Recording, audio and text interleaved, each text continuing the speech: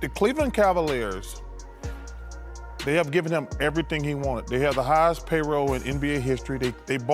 He wanted J.R. Smith last summer. They paid him. He wanted Shumpert last summer. They bought in Kyle Korver. LeBron's a great player and a great guy. But this notion that he's got to have all the best players on his team. He's got Kyrie Irving and Kevin Love. He wants everybody. He don't want to compete. He want to be the favorite all the time. It just pisses me off that a guy that great don't want to compete. No, not really. I don't believe I've played for a super team. I don't believe in that. There are very few things in the NBA and sports in general that are guaranteed and lock every single. You've been telling us that the margin of error is small in this room for a few years now. Yep. Are there things that you can do some nights to make it easier? Or is this just going to be that's how our team is constructed. Well, maybe. You're just making excuses. We have a choice. I mean, that's the way our team is constructed. We have to play close to perfect basketball. Have it, they'll have it to start the fourth quarter as well. Pocket pass interrupt 16, so a really good game plan, a good defense that time. Third in the league. Turnover Clippers, turnover Lakers. LeBron James pointed the finger while complaining and whining about not getting enough help. In fact, we're almost numb to it and accept it, and among NBA fans, it's almost normalized. The most embarrassing clip from that compilation was when LeBron James said, "This year's Lakers team, quote, has to play perfect basketball to win a single game." Are you serious? You think LeBron James just had a team of role players, G League players, guys who were complete bums that he was carrying? But in actuality, the person LeBron had for the previous 5.5 years was Anthony Davis, a bona fide superstar, our top 10 player, and unquestionably the DP. Coffee. What a pass by Batum. What a play by Davis.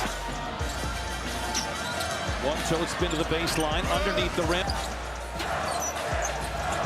Harden down the lane.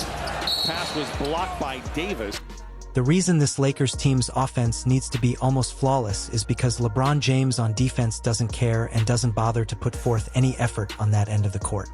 If you look at other superstars or all-time great legends who are still playing, you could look to your left or right and not see a single teammate who is on par with Anthony freaking Davis. Good footwork. Can't get the touch. Rebound goes to Derrick Jones Jr. Lays it up and in. Now look, this Lakers team undoubtedly has some talent, some skill on both ends of the floor, but their big-time flaw is that both their superstars are obsessed with having more help instead of looking at their teammates, seeing their strengths, seeing their flaws, and elevating them accordingly. And for guys like LeBron and Davis, who regard as all-time great legends, they'll be Hall of Famers. Isn't it kind of embarrassing? Just a bad reflection on you. You're always begging for more help, going to the media, talking post-game press conferences, "I need more shooters, more depth, I need more everything." Isn't that a tad bit embarrassing for you personally? Embarrassing for Davis? I don't know that answer for LeBron James. The first definitely do. This guy 100% is not embarrassed in the slightest for begging for more help, as once again looking at LeBron James, even back in his first hit in Cleveland, was never ashamed asking for help, wanting superstar players, having input in the front office, as looking at those Cavaliers teams back in the day. They made some big-time trades. They went under the radar and were approved by LeBron James, of course. Getting Ben Wallace and Wally Zarek were at least decent NBA players. Then 2 years later, getting Antoine Jameson, the ideal LeBron James teammate, who again LeBron wanted and signed off on, but of course come playoff time, he was tossed under the bus as not enough help because LeBron's shortcomings. Struggling, very much so, especially in the first half. No field goals, 0 of 4. Oh, he's kidding. Some may argue that LeBron's first season in Cleveland was somewhat true. He had no superstar teammates to play with, but even considering his 4 years in South Beach with Chris Bosh and Dwayne Wade, there was never enough support, and despite having the NBA's most talented roster, this guy went into the finals with 2 historically poor losses to Dallas and the Spurs.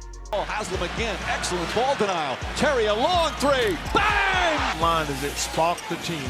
And it came up with a big W on the road in game. Young man, you were eliminated, and when you consider Miami's entire roster, their depth, and their defensive bigs, LeBron James' squad had everything he needed to win 4-0 in the finals. And if you look at that roster, you can see that Ray Allen was on it in addition to Dwayne and Chris Bosh. Shane Bader, Mike Miller, Rashard Lewis, and even a Birdman not on the bench. Obviously, my first year in Miami, yeah, we had a big three. And everyone said it's a super team this, super team that. You know, but we didn't have enough. Now, let's look at LeBron James' second state, Cleveland, where he was born and where a man named Dan Gilbert gave him the keys to the team. At this point, Gilbert was obviously certain that LeBron James would leave his team again, which he would, of course, but in the interim, Dan Gilbert gave him everything and more. In 2016, 2017, and 2018, they had the highest NBA payroll, and on multiple occasions during that time, they went coaching overhauls and roster overhauls at LeBron's behest, and despite everything, LeBron James was still in 2017 and missed a title defense, and he continued to beg for more help and more playmakers. So it's like the guy who says, well, you know, I got a Lamborghini, I got a Bentley and a Ferrari, but I need an everyday car, man. We can't have sympathy for you. You could have that perspective, but we can give you no sympathy when you are LeBron James, the best player in the world, with all of those tools, top-heavy tools. Just to refresh your guys' memories, the Cavaliers squad in 2017 was absolutely loaded from top to bottom, and according to some analysts, the Golden State Warriors were the clear favorites. That lineup, of course, featured LeBron. The self-proclaimed GOAT Kyrie Irving Aller, All-Star Kevin Love, LeBron James brought Kyle Sewar, Shani Fry. Treston, J.R. Smith-Thompson was compensated because the Cavaliers club from 1 to 10, which included LeBron James, Iman Schumer, and Richard Jefferson, was incredibly loaded. They were a god squad and a legitimate super team. I mean, we were a super team. And we were a team that was expected to go to the finals, expected to have the potential to win a championship. Thank you, Captain.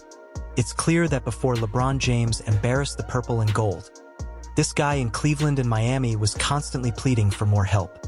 The problem is that when LeBron James got the roster he needed, he lost those same players who are valuable assets that we threw under the bus in an instant. The best example of this is, of course, Russell Westbrook, who was brought to Los Angeles because of LeBron James and Anthony Davis. Of course, once LeBron got Russ, there was a lot of hype and expectations, and LeBron was kind of puffing his chest out at these so-called haters. Now, LeBron James is right here with another all-star player receiving more help. When it failed, the same player and asset who had been so promising a few months prior was thrown under the bus. And naturally, if you look at the Lakers roster, you'll see that in addition to LeBron Davis and Westbrook, there's also Dwight Howard, Malik Monk. Even a young Austin, Carmelo Avery Bradley, and the Lakers team from back in the day had star power, a veteran pedigree, and obviously young potential, but for LeBron James, it was never enough. Now, again, looking at the current Lakers team, it's not enough for LeBron James, and he's pleading, crying, and complaining for more great teams. Here's the twist. This time, it's not just LeBron James.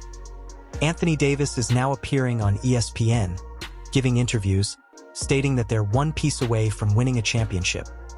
What more can be done with this roster? Are you satisfied with the roster? Do you feel like you guys need some more here? Yeah, I mean, I think we need another big. Like Sounds we're like like you're saying you guys are maybe a couple pieces we away are. here We are though. Like yeah. I really feel like we are. And it's crazy because even with this team, any given night we can compete with anybody if we play the right way.